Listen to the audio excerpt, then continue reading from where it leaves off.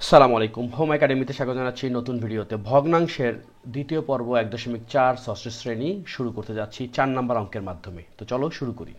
4 নম্বর অঙ্কে যে বিষয়টা আছে সেটা হচ্ছে নিচের ভগ্নাংশগুলোকে মানের অর্ধক্রম অনুসার করো, অর্থাৎ আমাদের বড় থেকে ছোটর দিকে যেতে হবে।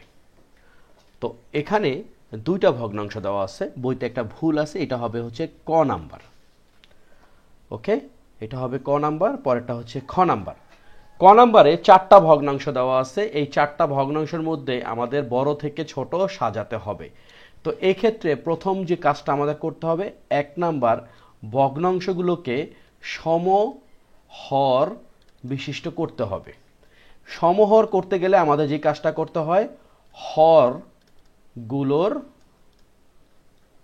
লসাগু বের করতে হয়। ওকে, তাহলে আমরা সেই কাজটাই করি, যে এটা হচ্ছে ক নাম্বার। এখানে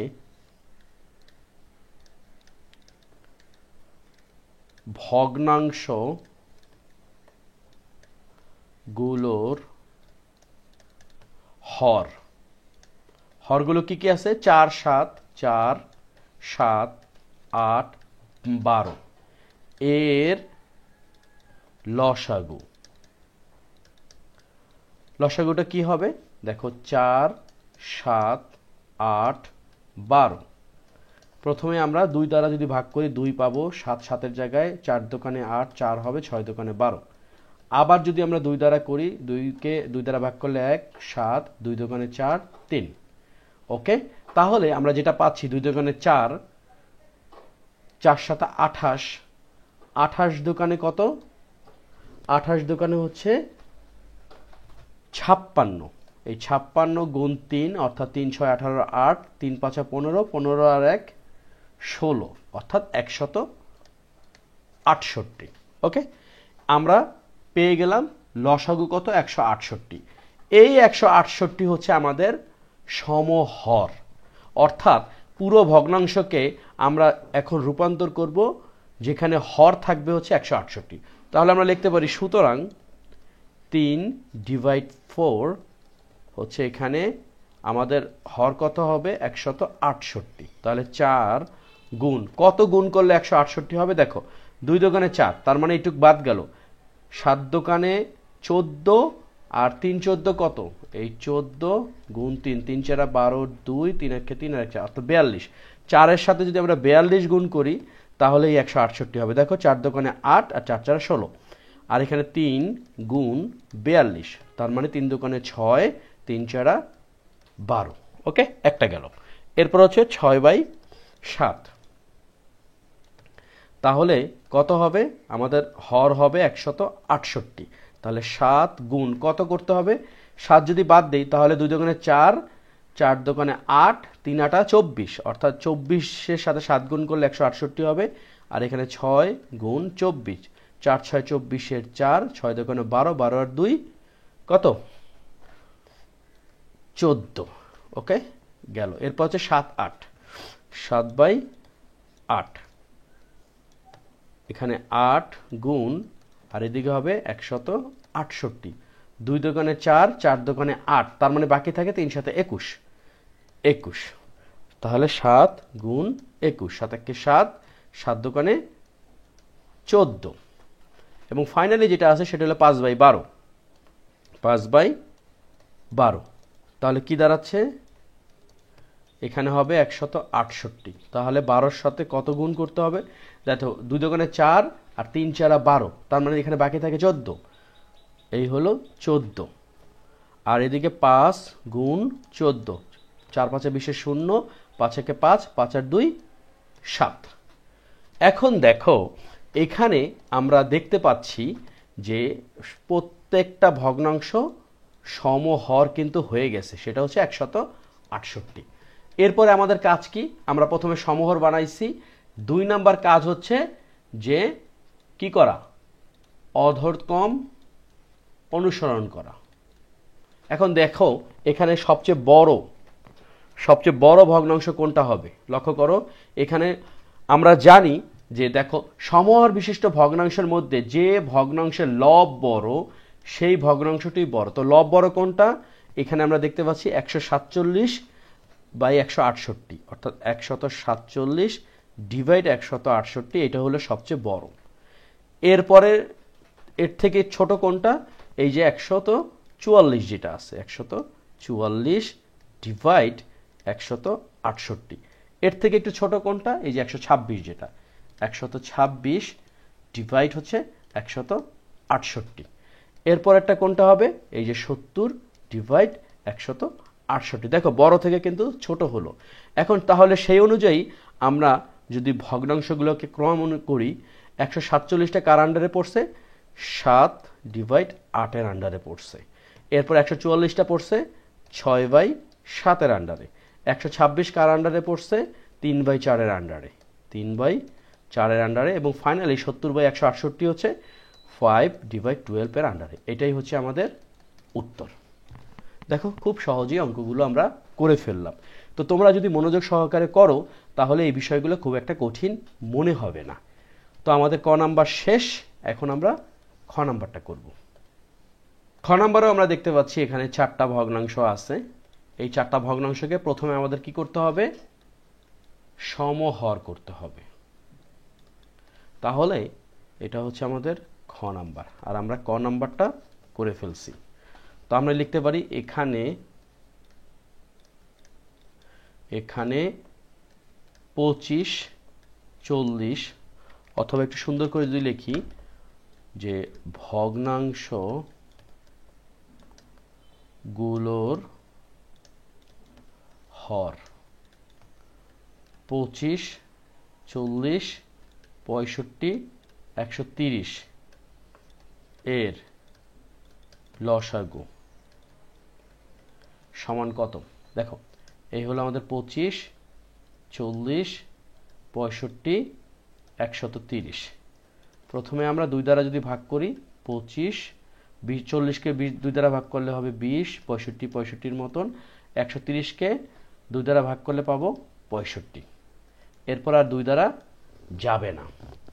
এখন আমরা 5 দ্বারা করতে পারি। 5 5 25, 4 5 20, 5 13 65, আবার 5 13 65। আবার এখানে আমরা যেটা করতে পারি 13 দ্বারা করতে পারি।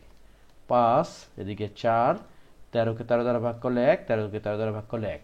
তাহলে আমরা যেটা পাচ্ছি যে এখানে 5 দোকানে হচ্ছে 10, এই 10কে 13 দ্বারা গুণ করলে হবে হচ্ছে 130।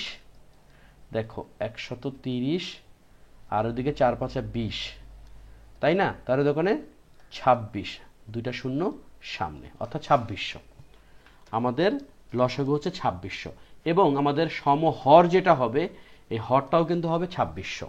সুতরাং আমরা লিখতে পারি এখানে 17 ডিভাইড হচ্ছে 25। আমাদের এই 25-এর সাথে কি গুণ করলে 2600 হবে? দেখো 25, তার মানে এখানে আমরা এই যে 5, আমরা একটা কাজ করি আমাদের বোঝার সুবিধার্থে। এখানে 2 গুণ 5 গুণ 13 গুণ 4 গুণ 2 গুণ 5 গুণ 13 গুণ এখানে 5 আর এখানে 4। আচ্ছা, এই 5 আর 5 গুণ করলে হয় হলো 25। তাহলে আর বাকি থাকতেছে কি? 13 দোকানে 26, 26-এর সাথে 4 গুণ করলে কত হয়? ক্যালকুলেটরের সহায়তা নেই। 26 গুণ হচ্ছে 4, তাহলে 104। এখানে হবে 104। দেখো 25-এর সাথে 25 গুণ হচ্ছে 104, মানে হলো 2600। তাহলে এখানে 17-র সাথেও 104 দ্বারা গুণ হবে। একটু ক্যালকুলেটরের সহায়তা নেই। 17 গুণ হচ্ছে 104, কত হবে? 1768। 1768 একটা গেল। এরপর হচ্ছে 23 ডিভাইড 40। এখানে আগে অবস্থা 40-এর সাথে কত গুণ করলে আমাদের 2600 হবে? দেখো এখানে এই যে 4 আছে আর 2 আছে, 4 দোকানে 8 আর 5 8 40, অর্থাৎ 13 গুণ 5, 5 13 65। অর্থাৎ আমরা দেখতে পাচ্ছি 40-এর সাথে যদি আমরা 65 দ্বারা গুণ করি তাহলে আমরা 2600 পাবো। তাহলে এখানে হবে 65, আর এদিকে 23 গুণ 65। আবার ক্যালকুলেটরের সহায়তা নেই।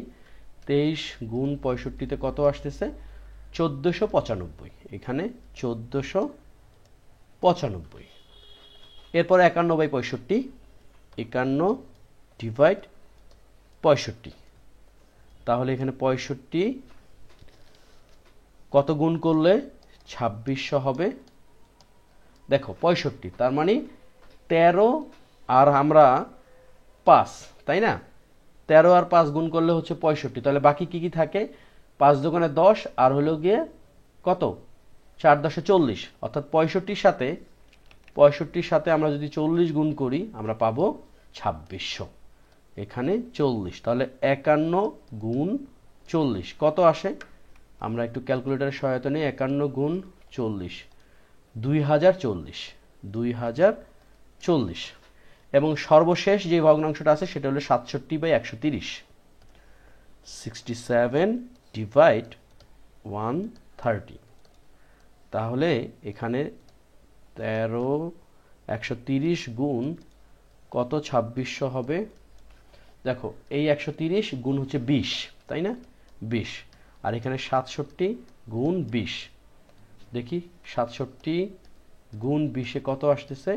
1340, 1340। এখন আমরা যদি জাস্টিফাই করি সবচেয়ে বড় কোনটা? সবচেয়ে বড় হচ্ছে আমরা দেখতে পাচ্ছি এই যে 2040, কারণ আমরা জানি যে সমহর বিশিষ্ট ভগ্নাংশের মধ্যে যে ভগ্নাংশের লব বড় সেটাই হচ্ছে বড় ভগ্নাংশ। তো লব বড় কততে? আমরা দেখছি 2040 হচ্ছে সবচেয়ে বড়।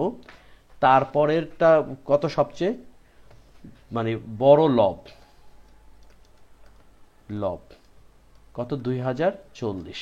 তার থেকে ছোট কোনটা আছে? হলো 1768। তারপরে আছে হচ্ছে 1495। তারপরে আছে কত? 1340। সুতরাং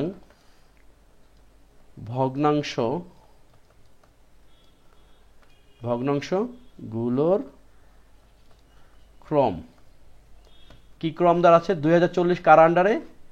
51/65। তার থেকে ছোট কোনটা? 1768। 1768 হচ্ছে 17/25, 17/25। তারপরে কোনটা? 1495। 1495 আছে 23/40 আন্ডারে। এবং সর্বশেষে 1340 হচ্ছে 67/130 আন্ডারে। এটাই হচ্ছে আমাদের উত্তর। এবং এখানে কি আছে? অধক্রম অনুসারে সাজাও। আমরা এই কথাটাকে এইভাবেই লিখি, এখানে শুধু ক্রম লিখে ভগ্নাংশগুলোর অধক্রম। দেখো সহজেই হয়ে গেল। তো এই ছিল আমাদের 4 নম্বর অঙ্ক, যেখানে আমরা নিচের ভগ্নাংশগুলোর মানের অধক্রম অনুসারে সাজাইছি। আমাদের দুইটা বিষয় খুব ভালোভাবে মনে রাখতে হবে। একটা হচ্ছে সমহর আর লব, বা আমরা বলতে পারি বৃহত্তম লব। যে ভগ্নাংশের লব বড় যদি সমহর বিশিষ্ট হয় তাহলে ওই ভগ্নাংশটা বড় হয়ে থাকে। তো এই ভিডিওটা এখানে শেষ করছি। আমরা আজকে শেষ করলাম পর্ব 2। আগামী পর্বে আমরা 3 নম্বর পর্বে শুরু করব ভগ্নাংশের অন্য ধরনের অঙ্ক নিয়ে, যেগুলো খুবই গুরুত্বপূর্ণ।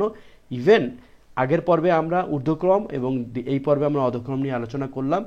দুটো প্রশ্নই কিন্তু খুবই গুরুত্বপূর্ণ। তো তোমাদের কোনো প্রশ্ন থাকলে অবশ্যই কমেন্ট সেকশনে জানাবে। আজকের ভিডিওটা এখানে শেষ করছি। চ্যানেলটি সাবস্ক্রাইব করতে ভুলবে না এবং বন্ধুদের সাথে শেয়ার করবে। আল্লাহ হাফেজ।